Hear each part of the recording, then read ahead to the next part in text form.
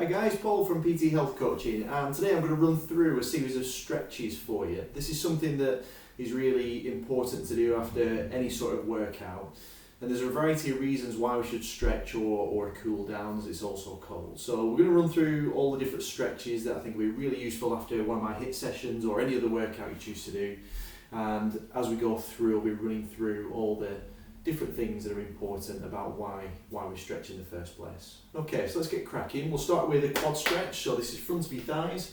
What I want you to do here is lift up. So you're bringing your heel towards your bum, stay nice and straight, hips forward, standing tall.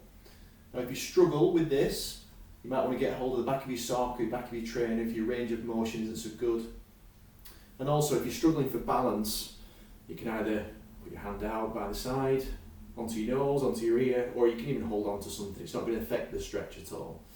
So we're just holding that. Ideally try and hold the stretch for about 20 seconds or so after workout. Good, and then change over, so opposite leg. Now all the reasons why we stretch in the first place. So number one is it improves the range of motion of the joint, and it just improves your flexibility. So generally what happens when you exercise is your muscles start to stiffen up as you go through exercise and tighten slightly, just because of the work that's going through those muscles.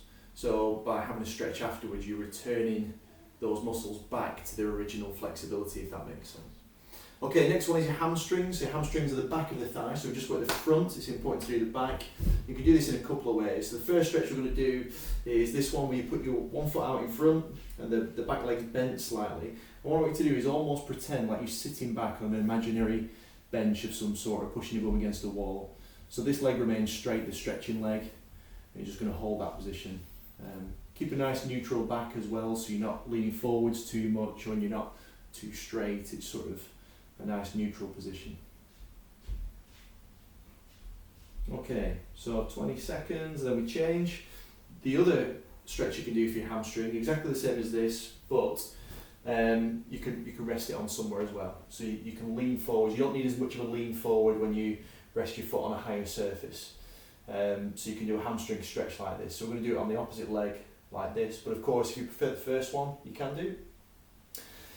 So one of the other reasons we stretch after a workout is to increase the blood flow as well. So by increasing the blood flow, what we're doing is sending more oxygen to the muscles that are tired to help them repair, but also increasing blood flow to a muscle also means that we get rid of any waste in that muscle as well. So lactic acid builds up as we exercise and work hard. So our body needs to get rid of that in order for your muscles to repair. Okay, and rest that stretch. So the next one, we've done front and back. So it's important to do the lower leg as well, the calf or the gastrocnemius. So a couple of ways to do this as well. So the first one, if you put your foot backwards, heel down, and what I want you to do is just lean forwards into this bent leg. So you should feel the stretch just down at the bottom and the back of your leg at the back. So straight leg if you can, leaning forwards into this front leg. Again, neutral posture with your back, so you're not leaning forwards too much or hyperextending. You're just keeping it nice and neutral. Okay, just hold that again for 20 seconds. Remember, every side that we do, make sure you do the same stretch on the opposite side. So we'll change now onto the opposite leg. So the other thing you can do is actually rest onto something. So some people find it useful to be pushing up against a wall or onto a fireplace or somewhere that's a solid structure. And as you lean onto that, it just means you can get a little bit more of a stretch on that calf. But it doesn't matter, whichever's best for you really. Okay, so we're holding that stretch again. Another 5 seconds. 2, 1, and rest. Okay, next one is an adductor stretch or a groin stretch. So you're doing a big wide stance. What I want you to do is just turn your toes out slightly. And from here, you're just going to be leaning one way. So we're going to stretch this leg or inner thigh muscle here. So these muscles are worked when we're doing things like jumping jacks or Spider-Mans or anything that involves your legs going out and then back in again quite quickly. So these are really important to stretch. Okay, another reason why we stretch is we know that stretching from research improves heart rate variability. And heart rate variability is one of the lead things that physiologists look at when it comes to relaxation and reducing stress levels. So what we found is, just change sides. So what we found is that if you do static stretching after a workout, it improves heart rate variability, which then has a relaxing effect on your body. So it works in that way too. So who would think stretching muscles would have an impact on your heart relaxing as well? So very important to do after a workout. Okay, and relax, just bringing that back up again. Very good. Okay, we're going to do two relatively small muscles now, but these can become pretty tight, particularly if you're a runner, but also if you're doing a lot of HIIT sessions as well. These muscles are used quite a lot, relatively small, and they're the muscles that bring your sort of knee up from the floor. Okay, so you're bringing your leg up off the floor, and they're called hip flexors. So a really good way to do this is if you get on the floor. So it's almost like you're doing a lunge, but a kneeling lunge. So what you're going to do in fact I'll do it from this position so you can see it better. So from here we're going to be stretching this hip flexor, and all I want you to do is lean in to that planted foot there like that. So you should be feeling the stretch here, so it's like the top of your thigh, if that makes sense. So again, a neutral back, and just hold in that position for 20 seconds or so. Now, like any of the stretches, if you're not feeling them just enough, it feels like, I can sort of feel it, but not really. You can always just push it that little bit further until you feel more of a stretch. A stretch should feel slightly uncomfortable, but you should never get any sharp pains, you should never get any shooting pains or anything like that while you're stretching. There should be some very mild discomfort as you stretch the muscle, but nothing more than that. Okay, relax and just change sides. Here we go. Okay, and leaning forwards again into that hip flexor, and you're just putting that weight through the hip, which just means you're getting a bit more of a stretch. And then really the final thing that people say about stretching is it does reduce muscle soreness. Now, the research is very minimal in terms of it reducing muscle soreness. So they reckon about 1 to 4%. So it's a very small amount. However, every little counts, I say. So if one of the reasons for doing your stretch is to reduce muscle soreness, even if it's slightly, it's worth doing in my opinion. And then when you think of the other three things we talked about already, so increasing blood flow, improving heart rate variability, and then increasing your flexibility of your joints and your muscles again, then like it all adds up to something that's pretty worthwhile. Okay, just relax that. Next one we're going to do is we're going to do a tricep stretch. So triceps are the back of the arms. So we use these when we're doing press ups or tricep dips or anything where we're holding our body off the floor and our arms are straight and then having to go into a bend and straight again. So ideally, what we're going to be doing is putting a hand here at the top of the back, and with this other hand you're just going to push down gently, and you should be feeling the stretch at the back of the arm here on this arm that we put behind the head. So again, just holding that position for roughly 20 seconds or so. So just making sure that muscle gets enough time to stretch. Good, and then change over, opposite side. So quite a small group of muscles, the triceps. However, they're used an awful lot when we're doing any sort of upper body work. So really important to stretch these off. Cool, next one we're going to do is a chest stretch. So we're trying to stretch the pectoral muscles that run across the front. Again, these are used for any sort of pushing movements, so like press ups for example. So what you're going to do is put your hands in your lower back like this, and then from that position you should be able to see my elbows, they squeeze together like this, so you're really pushing your chest up and out. So from the side, it's a nice tall straight body posture and squeezing those elbows together. Keep your chin up, standing nice and tall,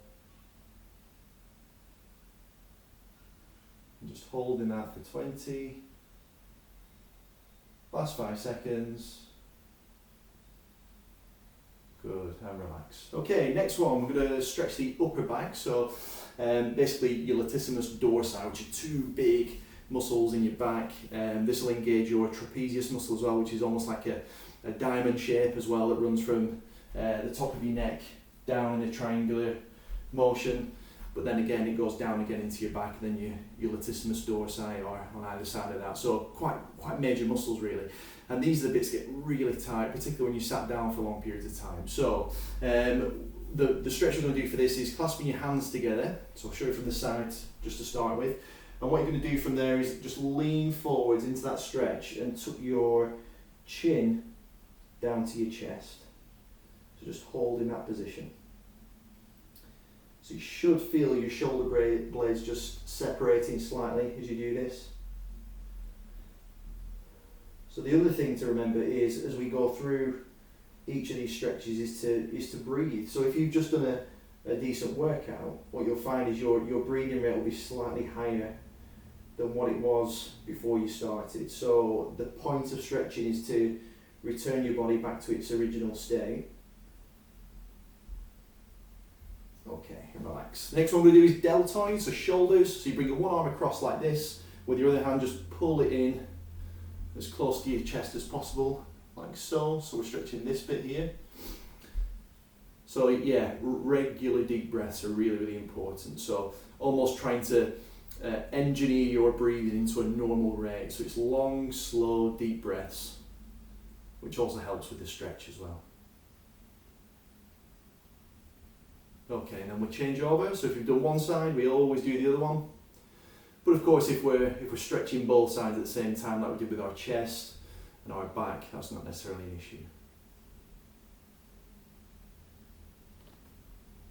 Okay, next one we're going to do is some side bend stretches. So we're going to stretch the obliques. So for anyone who's done like a side plank or anything that involves some sort of twisting motion, you're going to be using your obliques. So a really simple one is a wide-ish stance, just wider than your shoulders, hands by your side, and then slowly reaching down. It's a sideward bend as far as you can go, and you should feel the stretch here. Now there might be a bit of pinching here, simply because you're squeezing a lot of tissue together in a small place, but this is where you should feel the stretch feeling. So it's on this side. So we're stretching this oblique at the moment. And again, breathing through. And then slowly back up. So no fast movements here. And then slowly back down the other side. The reason for that is we're manipulating the spine, aren't we? So we're moving the spine in a bigger range of motion than it's perhaps normally used to. And we don't want to do anything too fast to upset it. So it's gradually allowing each of those muscles in the back just to adjust slightly to the bend. Just holding that position. Okay, and relax by slowly coming back up again. Super. Then the last one, the one I always like to finish with, it feels great, this one. So this is a full body stretch. So if you're doing it on the floor, you'd be stretched out as much as you can, hands above your head. But whilst we're stood up, it's very similar. So feet together, hands clasped together like this, reaching up above your head, and just stretching as high as you can. Really opening up your spine. You might feel some tightness or your back starting to loosen in lower areas or upper back. It depends where you're probably your tightest. And also this gives your abdominals a bit of a stretch as well, which might be tight if you've done a core session or the sessions involve quite a bit of core. So again, big deep breaths, aiming for 20 seconds for each stretch. Hold it there for another 5, 3, 2, 1, relax. Okay, shake it all out. Good stuff. Okay, so that was your stretch session done. I encourage you to do that after every single workout that you do. So if there isn't a cool down or a stretch session at the end of one of your HIIT sessions, make sure you tune into this and follow this.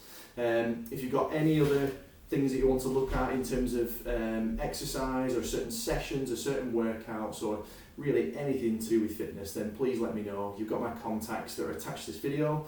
I'll be happy to accommodate and put a video up for you. Thanks for watching. Nice stretching. See you soon.